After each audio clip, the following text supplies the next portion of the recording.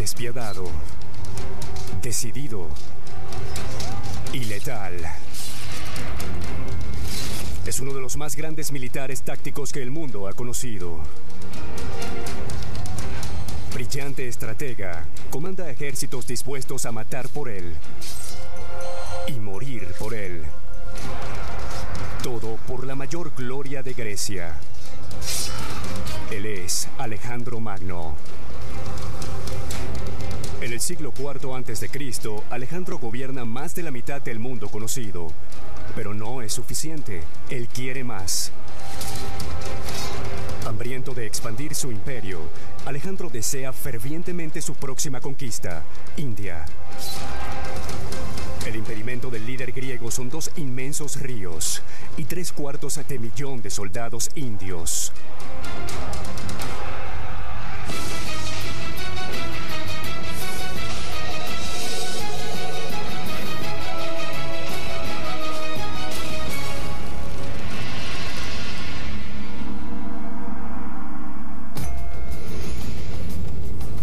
Año 331 a.C., batalla de Arbela.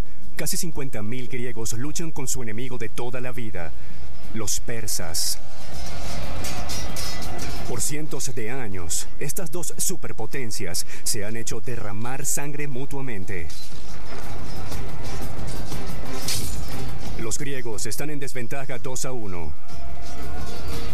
Pero ese día de octubre, emergen victoriosos y cambian el curso de la historia.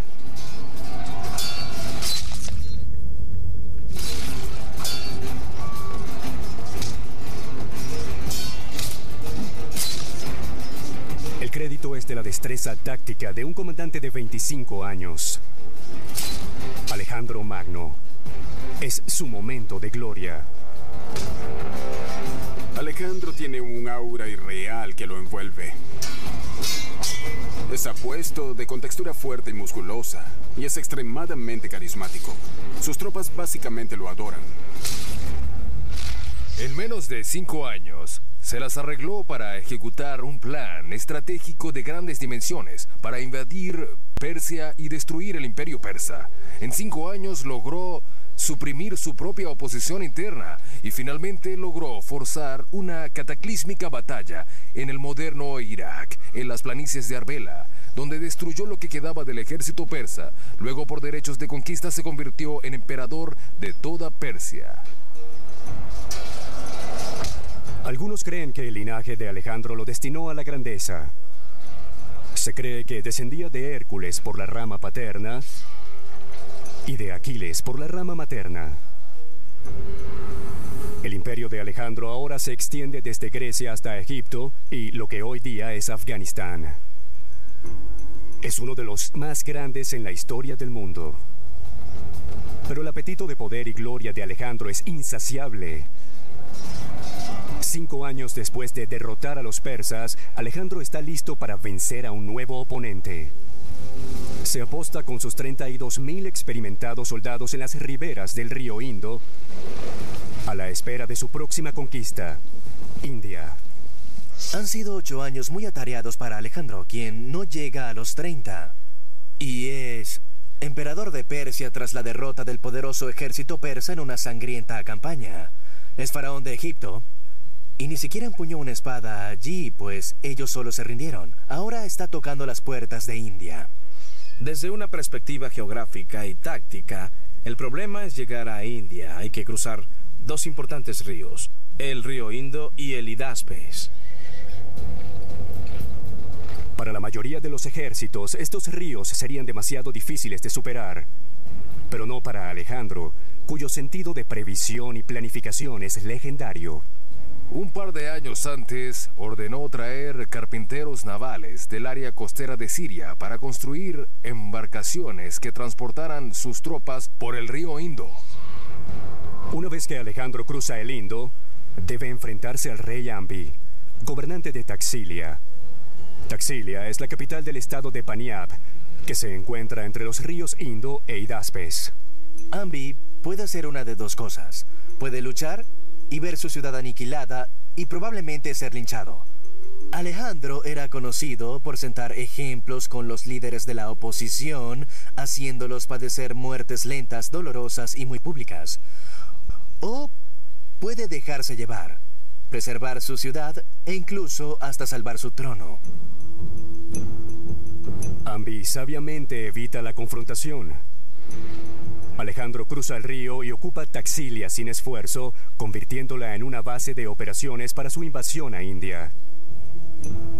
El siguiente obstáculo es alcanzar y cruzar el segundo río, el Hidaspes. Se encuentra a 160 kilómetros, pero Alejandro también ha previsto esto. El ejército no puede transportar barcos completos a través de India hasta el Hidaspes. Así que los desarman y los transportan por piezas. Estos eran unos barcos plegables que construían la estructura y transportaban individualmente el cuerpo y los cubos de alquitrán. Entonces, cuando vas a cruzar el río, los armas 2 días antes. A Alejandro le toma 2 años llegar al río Hidaspes. Comanda una infantería de 23.000 efectivos y una caballería de 9.000. Un ejército leal y comprometido. Muchos han estado con Alejandro desde el principio, atraídos por el poder de su personalidad y sus sueños de gloria. Luchaban por el honor y la gloria individual, y todos sus mitos eran sobre grandes guerreros, de Agamenón 1000 años antes, Aquiles y Hércules. Todos ellos eran grandes guerreros. Así que esencialmente para Alejandro ser un héroe, un guerrero profesional, en perpetua búsqueda de gloria, creo que psicológicamente se convirtió en el equivalente de su forma de vida. El adversario de Alejandro, una vez que cruza el río Hidaspes, es un guerrero igualmente orgulloso y valiente, el rey indio Poros de Pauravas. Poros desciende de una larga línea de reyes soldados. Con más de 1,80 m de estatura, Poros es un gigante para los estándares del siglo IV a.C. En su estilo usual, Alejandro I intenta la conquista diplomática. Manda a buscar a Poros y lo invita a una reunión. Alejandro básicamente le ofrece la oportunidad de evitar la destrucción si paga tributo y entrega el trono pacíficamente. Poros no solo se rehúsa a rendirse, en realidad reta al legendario Alejandro Magno a luchar. Le dice: sí, me reuniré contigo en el campo de batalla. Poros está preparado para defender su reino a cualquier costo. Poros tiene bajo su mano unos 30.000 soldados de infantería, 2.000 de caballería y 300 carros. Pero también tiene algo que ni Alejandro ni los griegos han visto jamás. Tiene 200 elefantes de guerra listos para la batalla.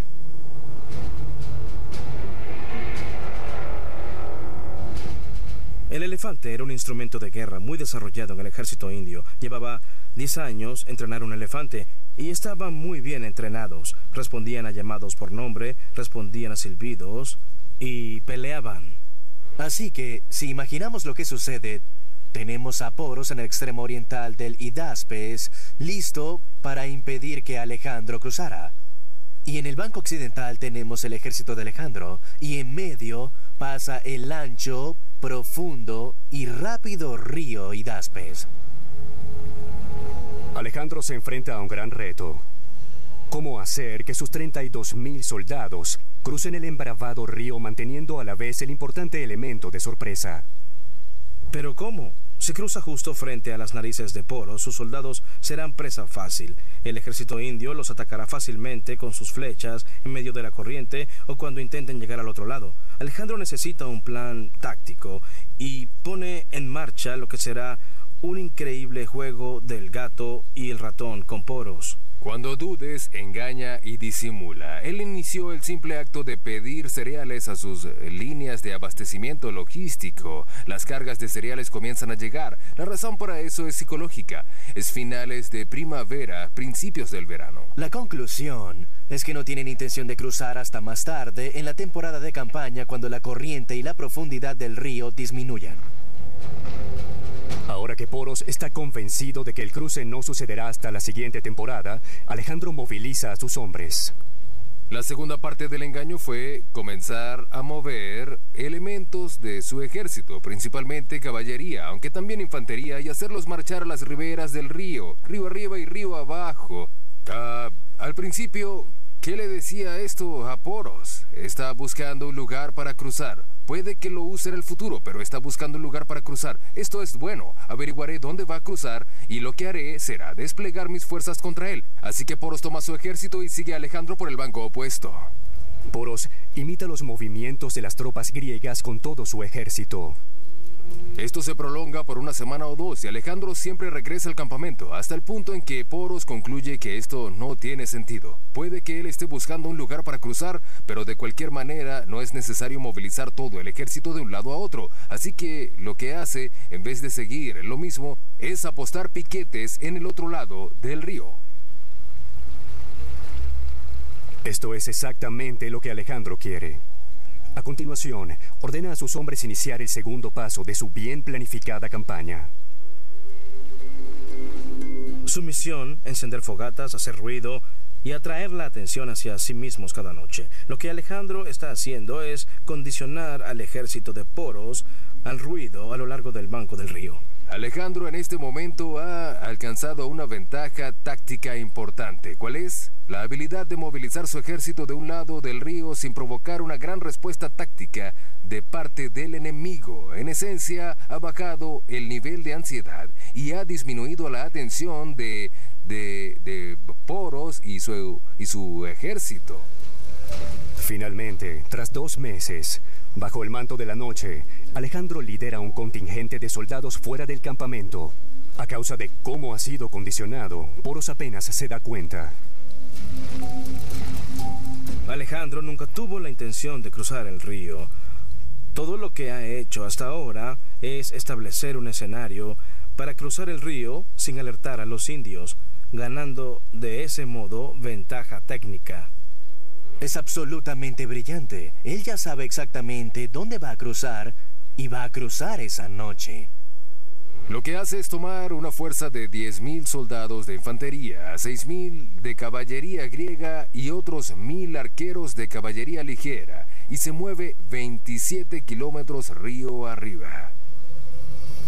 Pero Poros no será el único sorprendido por el cruce esta noche. Para Alejandro, el río Hidaspes está a punto de revelar algunas sorpresas propias.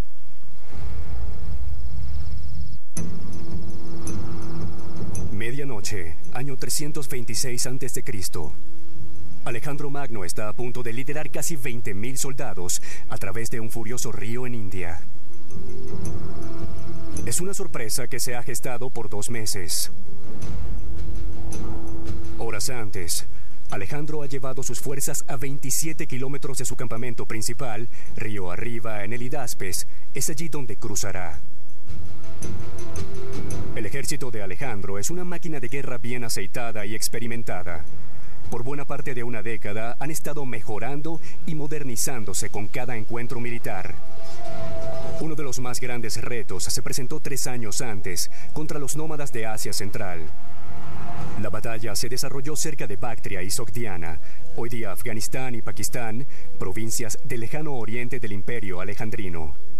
El problema de Alejandro con las provincias, las más alejadas hacia el oriente, es que esencialmente no eran en verdad naciones-estado. Lo que son es conglomerados de unidades tribales, étnico-tribales que se atacan entre sí, al igual que sucede hoy con Pakistán y Afganistán. Así que él propone esencialmente sofocar todas estas revueltas.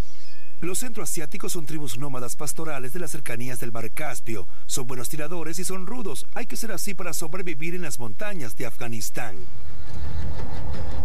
Son maestros en la caballería de ataque y retirada. Pero ni Alejandro ni sus hombres están equipados o preparados para manejar este tipo de ataque. El estilo griego siempre ha sido moverse al unísono en una falange, varias filas de guerreros entrelazados. Pero este nuevo enemigo, estos guerreros tribales centroasiáticos, incluyen arqueros a caballo que disparan flechas letales a gran velocidad. Con estos guerreros, todo es ligero y móvil. Hostigan al enemigo con descargas de flechas o jabalinas. Luego se retiran rápidamente. Para combatir esta nueva amenaza, Alejandro reestructura su ejército y adopta en su fuerza estos arqueros de caballería ligera. Al final, él básicamente reconfiguró su ejército, inspirado en los persas, haciéndolo mucho más ligero, usando la infantería liviana persa, también pesada, pero principalmente infantería liviana y caballería ligera. Esta fuerza más ágil y probada en batalla es lo que Alejandro lidera ahora para la conquista de India.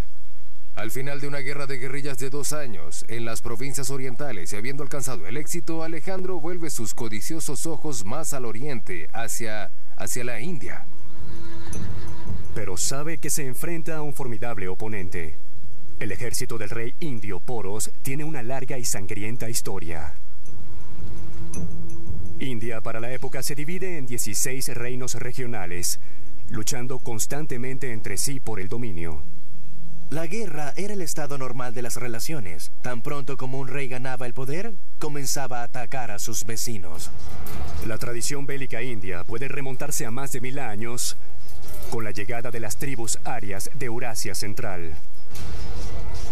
Esta es una de las grandes migraciones de la historia. Si quieren saber cómo lucía esta gente, enciendan la televisión y vean las tribus afganas. Esa hilera de montañas septentrionales no ha tenido dilución genética desde el siglo XVIII. Por lo que es así como lucen los arios. Gente grande, oscura, con barba, de ojos oscuros, con caballos y carros, que no hizo esfuerzo por conquistar la India.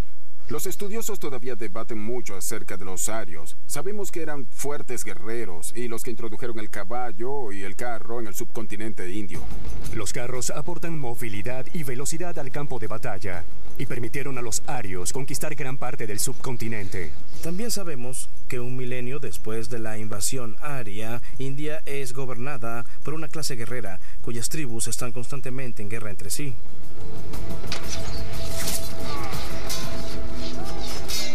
India posee ricos depósitos de oro y metales, y la gran habilidad de producir armas tan sofisticadas como cualquier ejército de su tiempo. En el Ramayana, una mítica epopeya india de alrededor de los primeros siglos antes de Cristo, el villano Ravana es descrito portando 18 armas diferentes en igual número de manos.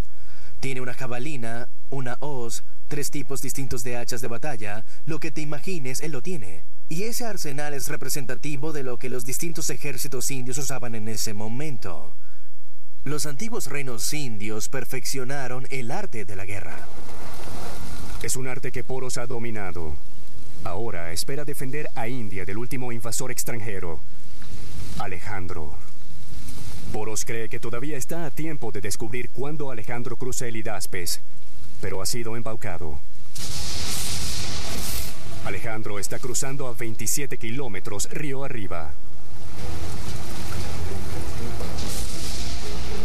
10.000 efectivos de infantería griega, 6.000 de caballería pesada y 1.000 arqueros asiáticos de caballería ligera se aventuran en el bravío río. Hay tormenta, es la mitad de la noche, está nublado, así que todo está oscuro, y ellos se aventuran a estas violentas aguas casi a ciegas, absolutamente aterrador. La embravecida corriente hace bambolear las endebles embarcaciones plegables de los griegos. Algunos soldados usan bolsas de piel de cabra rellenas de paja para mantenerse a flote. Los caballos pueden nadar detrás del jinete o guiados por sus bridas, pero es de noche. Están cruzando un río de noche y es una maniobra difícil. Lo peor, empieza a llover. El viento empieza a soplar. Se desata una tremenda tormenta que realmente funciona para ventaja de Alejandro, porque enmascara el sonido y toma desprevenidos los piquetes de Poros. Alejandro está convencido de que ha elegido el punto de cruce correctamente. Pero lo que piensa que es el banco más alejado del río es en realidad una isla que biseca el río. Cruza el río, llega a la isla. Cruza la isla por un estrecho pasaje donde puede ocultar a sus soldados de Poros y descubre para su horror que no es el otro banco, es el banco más alejado, es solo otra isla. Oculta detrás de la primera isla, descubren otra isla. Los griegos tienen otros 2 cruces por delante y el tiempo se acaba. Alejandro cometió aquí uno de los pocos errores tácticos de su carrera. Cuando exploró el punto de cruce, no envió nadadores hasta la otra orilla. Solo vio una isla y el banco tras ella. Alejandro pensó que el banco era otra isla. Ahora pregunta qué es lo que voy a hacer. Es demasiado profundo, así que recorren la isla hasta que hallan un punto donde el agua les llega al pecho y cruzan en ese punto nadando, arrastrando sus equipos y finalmente llegan a otra isla al amanecer, helados, hambrientos y empapados, y ganan el otro lado del río. En poco tiempo los piquetes lo notan y envían un mensaje a Poros que les dice que Alejandro ha logrado cruzar y que está movilizando una fuerza en su contra. Ahora Poros enfrenta un dilema. Sus informantes dicen que Alejandro ha cruzado el Hidaspes, pero al otro lado del río se encuentra una cantidad de soldados griegos. Sabiamente, Alejandro ha dividido a sus soldados la noche anterior. 15.000 cruzaron el río, pero 12.000 permanecieron en el campamento. Esto se llama una fuerza de fijación y mantiene a Poros en su lugar porque no tiene idea si es la fuerza principal de Alejandro o una estratagema. Si se mueve para lidiar con una estratagema, la fuerza principal cruzará en sus narices, estará entre la espada y la pared, ¿o será este el ataque principal? Frente a este dilema, Poros toma una decisión. Envía una pequeña fuerza para confrontar a los griegos que han cruzado el río. Al mantener su fuerza principal en su sitio, básicamente apostó a la idea de que la principal fuerza griega estaba frente a él, al otro lado del río, y lo que venía hacia él era una fuerza menor. Poros solo envía 2.000 de sus 4.000 efectivos de caballería pesada y 200 de sus 300 carros al norte a enfrentar al enemigo. Esa fuerza es comandada por el hijo de Poros, también llamado Poros. Al mismo tiempo, Alejandro agrupa a sus exhaustos hombres y ataca hacia el sur con la caballería pesada a la cabeza. Detrás de ellos van los arqueros asiáticos de la caballería ligera. La infantería los sigue. Pero tan pronto como Alejandro ve el avance de las fuerzas de caballería pesada y carros de Poros, se detiene. Y bajo la inmensa presión del campo de batalla, reconfigura sus tropas al vuelo. Alejandro es brillante en el conocimiento exacto de cómo y cuándo cambiar su